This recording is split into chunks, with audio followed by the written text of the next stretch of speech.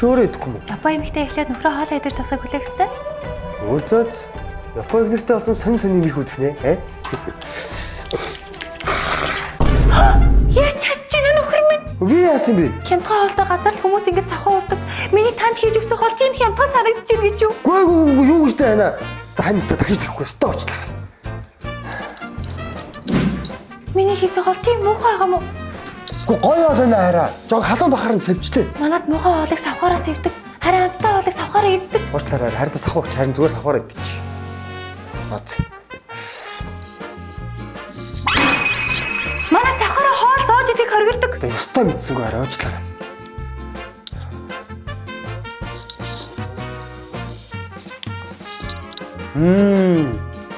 Аштай гоё явтаа болно шүү дээ.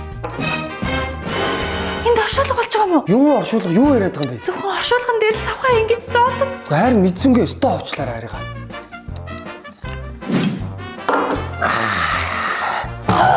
Хоол таалагддаг бол савхаа тавгныхаа хажууд тавьдаг. Таалагдсан бол тавган дээрээ тавьдаг. Миний тань сэтгэлээ гаргаж хийсэн хоол таалагдаагүй мэн л та. За миний хараа. За харигаас үнэхээр уучлаарай. Хоолцод үнэхээр тасархай гоё явтал болсон. Яаж минээр ийм гоё явтал хийсэн бэ?